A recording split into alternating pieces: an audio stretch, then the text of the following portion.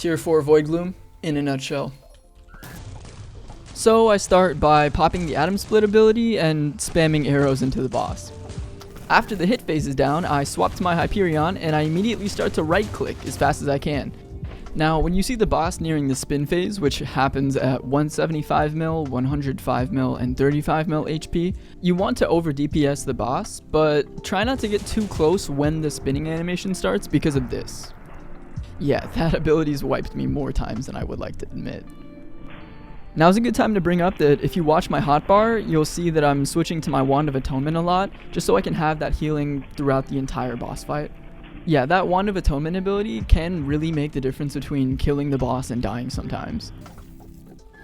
So for when the beacons start coming out, I do enough damage to where I don't actually have to worry about the beacons until after the boss starts spinning, but obviously collect the beacons as you need to.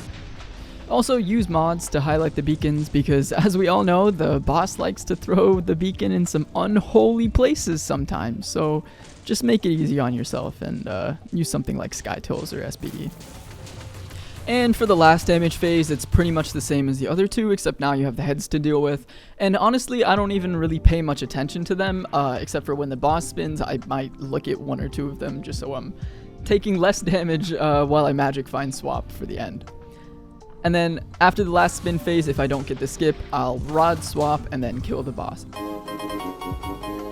And the reason I don't rod swap as I kill the boss is because sometimes the magic find doesn't update fast enough. I don't know. I don't know. It's just easier if you do it that way too. Call me bad. I don't care.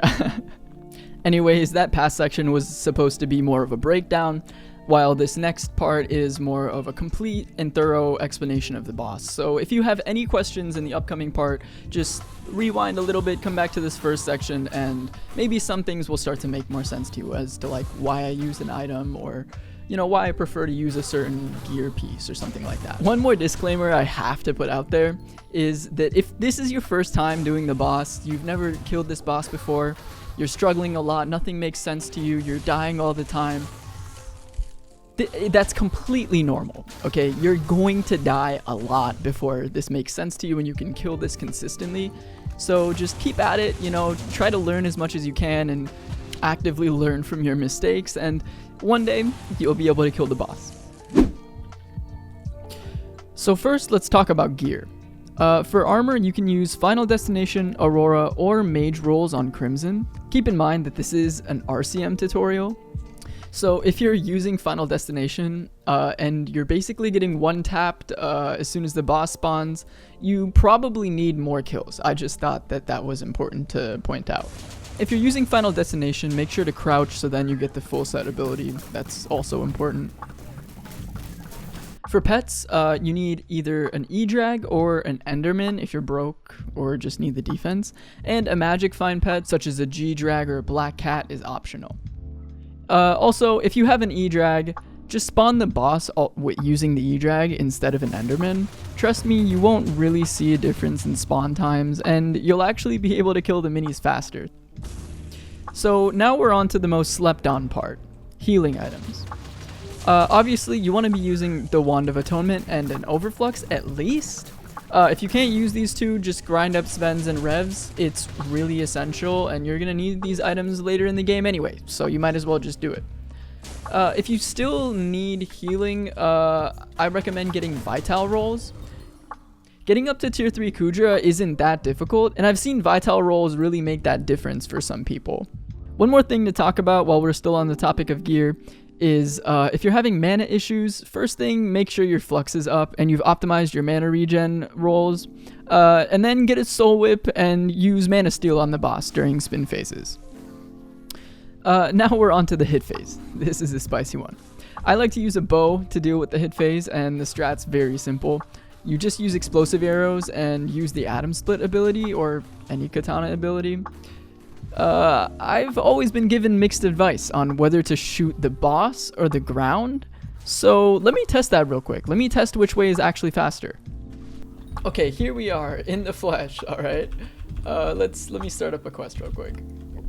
Okay, so I figure it's kind of pointless to test how fast it takes to shoot the ground. just because looking back at my clips, I only really shoot the ground when I do it. So I might just do a couple bosses shooting the boss, like aiming at the boss and seeing, you know, how fast the hit phase goes by. Later that same evening. I think this is gonna spawn the boss. Yes it did. Okay, so pop the atom split, shoot the boss. Oh, lag.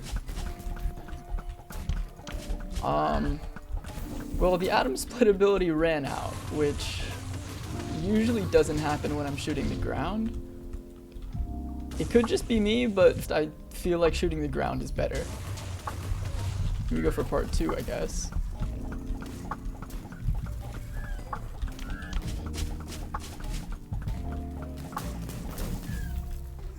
Yeah, I'm not too sure about shooting the boss. I'm pretty sure shooting the ground makes it go by faster. And that makes a lot of sense too, because, you know, if you shoot the ground, the explosion goes off, and, you know, the explosion is almost guaranteed to hit the boss, versus the 3 arrows, you know, they... Well, that was embarrassing, but as I was trying to say, but it kind of makes sense because when the explosions hit the ground, all of the explosions hit the boss, and then they all proc ferocity. But when you're just shooting the boss itself, some of the arrows have a chance of missing, and when they miss, the explosion will, like, say I'm aiming at this guy right here, and the arrow goes and hits over here, the explosion's gonna hit over there, and it won't proc the ferocity on the boss. So you're not gonna get any of the hits off of that arrow. But yeah, I think this test was conclusive. Shoot the arrows at the ground. Oh god. Yeah, while I'm here, I might as well explain one more thing. I was going to do one more test for people who don't have a Terminator to see if something like a duplex Juju with like 2/4 terror swap during the hit phases is like actually worthwhile instead of doing something like souls, because that's obviously the other option than using a bow.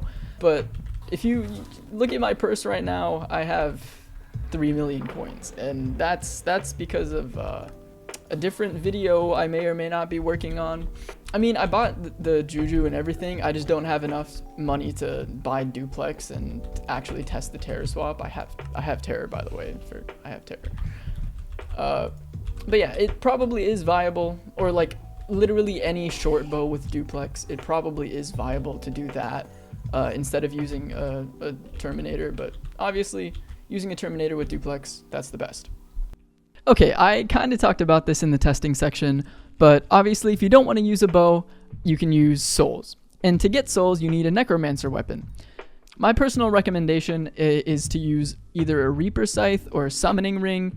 Necromancer Sword is also used, but I kind of see it as a lose-lose, because with Summoning Ring, you don't have to kill the mobs with it for them to drop their souls. With Reaper Scythe and Necromancer Sword you do, but with Reaper Scythe you get an extra soul. So in my eyes, that kind of compensates for having to kill the mobs with it. Because getting tank souls when you're extremely low kata and have no MP kinda sucks. You can pretty much use anything for the actual souls themselves. Most people tend to use either Spectres or some form of tanks, M3 or M5 tanks, just because they tend to last longer and not get KO'd by the boss every 2 seconds, so you have to go replenish them. And the last thing on the topic of hit phase is the really dark magic. I don't know why this happens, and I don't even know if it really exists, but sometimes when you do the boss during the hit phase, if you go too far, you get a chat message saying the boss used some really dark magic on you, and it teleports behind you and you instantly die. I don't know what it is, but just be careful.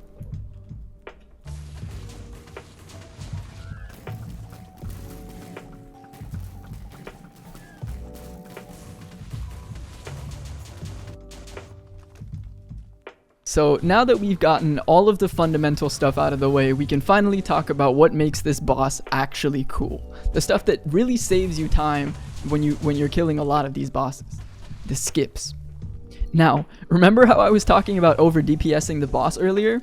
If you over DPS enough to get the boss to the hit phase before the spinning animation starts, you complete a phase skip. For the first damage phase, you have to get it to 140 mil HP. For the second one, you have to get it to 70 mil, and for the last one, you have to kill it, obviously. Now, the way phase skips save time is For the first 2 damage phases, you could pretty much pre-fire the entire hit phase if you time it right, just because you know when it's going to come out of the spinning phase animation. And for the last damage phase, you just skip the entire spinning animation completely, so that entire time is saved. Yeah, you're going to need a lot of damage to pull this off, though. And that's why most of the time people rely on the Crimson Swipe ability by using at least 2/4 Crimson, or by using a mage weapon that does an absolutely insane amount of damage, like the Midas Spoon. Oh, I got it. Let's go. Let's go. Let's go. And that is pretty much all the knowledge I have about this boss. So if you have any other questions, something that I didn't mention in this video, comment down below and I'll try to get back to you as soon as possible. But before I lose your attention, I have 2 quick announcements to make. The first one, everybody has been asking about the texture pack. Well, not everybody, but I've been getting a lot of questions about the texture pack that I use. And I'm finally happy to say that I am going to release it at 300 subs. I was initially kind of scared to release it because 99% of the assets are just taken from another texture pack, but I contacted the guy. He said he was fine with it, so we're going ahead with it. And on the topic of sub milestones, I have 2 more to lay out for you guys. First one, I'm planning to start a weekly game show event once I hit 500 subs. This event is going to be open to all of my viewers, and we'll have something like a 15 to 20 mil giveaway. I don't know. More details coming soon. And for the last one, once I hit 1k subs, I plan on doing a face reveal. And maybe adding face cam and stuff to my videos. As long as I don't get a reaction like Dream, okay? Okay, and for the last announcement, due to some unexpected circumstances, I am going to be streaming Getting Cata 50 here on YouTube at some point.